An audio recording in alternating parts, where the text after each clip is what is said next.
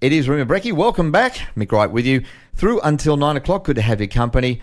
And our resident medico, Dr. Clara Chu, is in the chair in the studio here with us this morning. Dr. Clara, how are you? Yeah, doing well, thanks, Mick. How are you? I'm good. And look, I guess it's probably safe to say everybody's feeling a little bit under the pump, I guess you could say, with the run up to Christmas. It's not that far away now, just a few short weeks. So, Yep.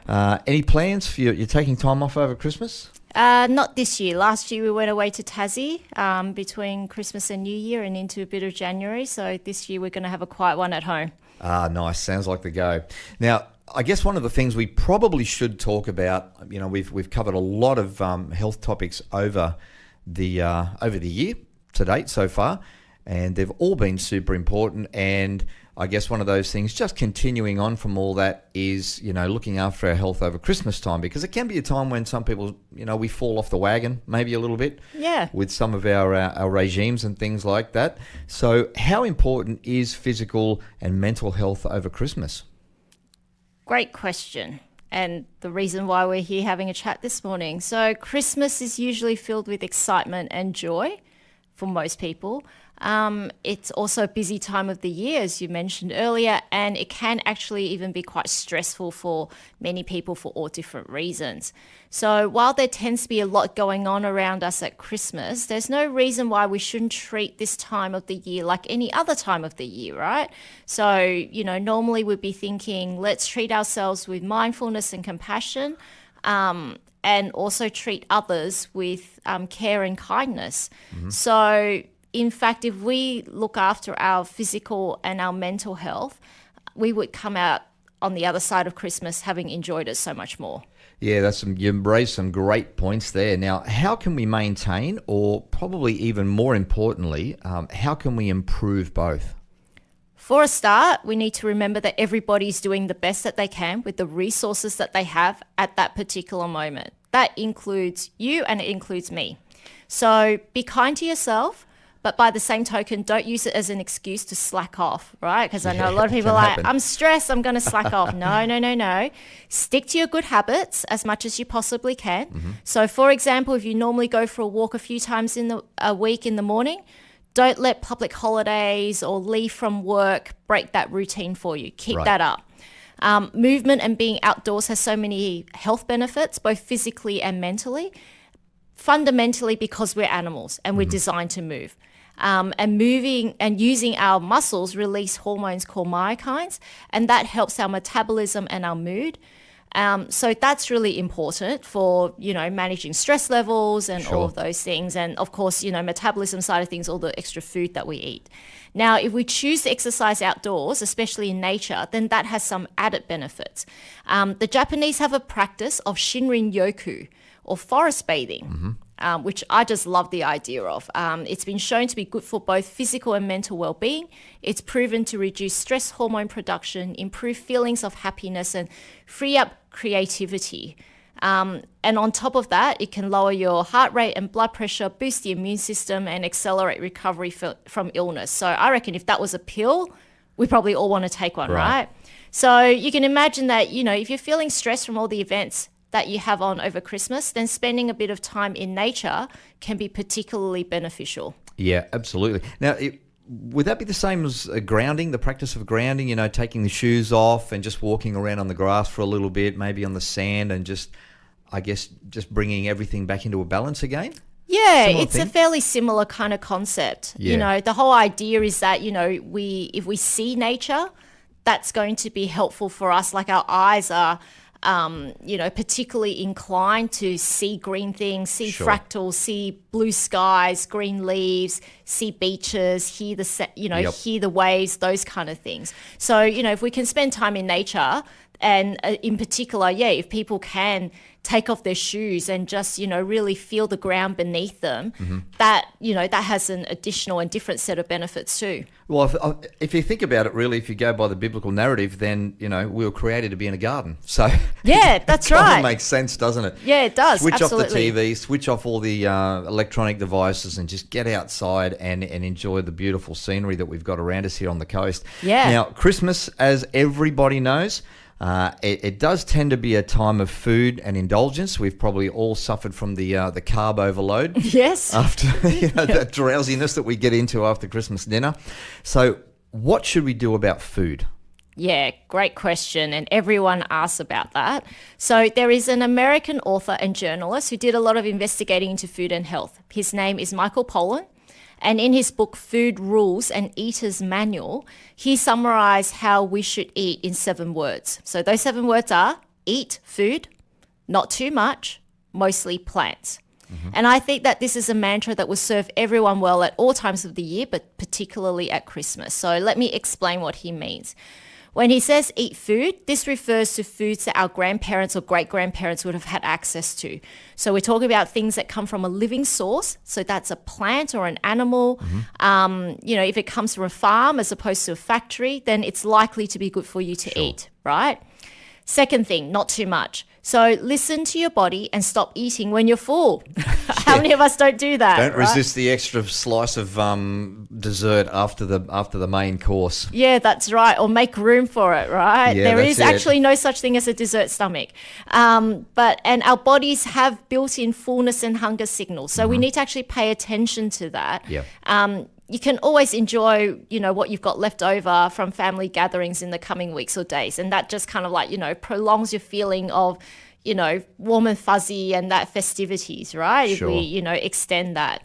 And then the last point is mostly plants. So now this doesn't mean that we all need to become vegetarians or vegans, but it would serve us well if we're able to keep a good balance of fruit and vegetables on our plate, even as we're out celebrating with our family and our friends. It's the fiber that's found in the fruit and veg that keeps our gut healthy and our body working well. And it's actually really easy to neglect that part of our diet around this time of the year, especially with, turkey, ham, chicken, all the good stuff. Seafood, everything that's kind of like protein. Right. So it's not surprising that, because we're not consuming as many fruit and veg, that many of us come out the other end of Christmas feeling, a bit ordinary. Sure. So if you can, keep up that fiber intake, keep up like the fresh fruit and vegetables, your body will really thank you for it. Yeah, absolutely. Now, of course, being Christmas time, and look, a lot of families like to get together, maybe have a wine, have a beer or whatever. So what about alcohol over Christmas?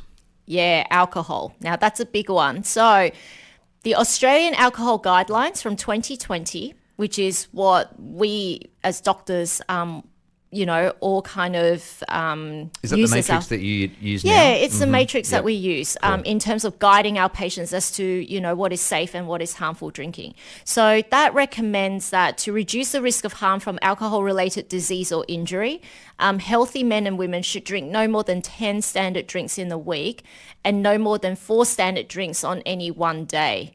So, not to mention that binge drinking then would fall into that category and would not be recommended, as that has its own set of health consequences as well. So obviously, the less you drink, the lower your risk of harm from alcohol. And I think we would all agree that it's pretty sensible to stick to these guidelines. Make sure that you keep yourself safe. Make sure that you keep your loved ones safe. Make sure that you keep other people safe as well. Yep. Goes without saying, should not drink and drive. Right. Nothing wrong with spending a night on someone's couch if it means that you get home alive. Yeah, absolutely. Now, tell us some of the benefits of getting enough rest and relax over the Christmas season, because that can be a big thing. A lot of people tend to be either hosting people at their home or they might be traveling to and back and forward to other people's homes and things over the Christmas period. So it can get really busy, but yeah, we can't really stress enough the importance of rest and relaxation. But share some of the benefits of that this morning. Yeah, well, you mentioned the Bible earlier, right? So, from the early chapters of Genesis, we all know the story. We learnt that God designed us for rest and for relationship. So, day 6, relationship. Right. Man with his nature. And day 7, day of rest. And so the Christmas New Year period is a great time to put that into practice. We know that adequate rest improves our mood, recharges our brain, improves creativity, and also helps our immune system to work better. So, and we also know that, relationships are good for us because they stabilize these feelings of self-worth and improve longevity and reduce the risk of developing chronic medical conditions. So according to the National Institute on Aging from the UK, the health risks of prolonged isolation are equivalent to smoking 15 cigarettes a day. That's amazing. Yeah. When I first read that, I was kind of like, really? But yeah, they've done multiple studies to show that social isolation and loneliness, have been estimated to shorten a person's lifespan by as many as 15 years. Mm-hmm. So Wow. this is a real thing to consider in terms of how you spend your time and, being in relationship with others and, possibly even use this opportunity to, sort out a relationship that just hasn't been quite right. Sure. So, taking time to rest and spending time with family and friends are ways that we can respect the bodies that we've been given. And really, that's how God's designed us. And so, we should honor the bodies that he's given us and the way that he's designed us. Yep, absolutely. Particularly the friendship one. I love that. And families. And there are some people out there who, for one reason or another, they're not able to spend it with friends or family. But just encouraging those guys who might be listening in this morning, if you fall into that category, number one, you're never alone. Really, you have the presence of God, but there are plenty of churches and different things, different groups that are happening all over the Central Coast. So, do a bit of a search around, have a look and see who's doing what and just jump in.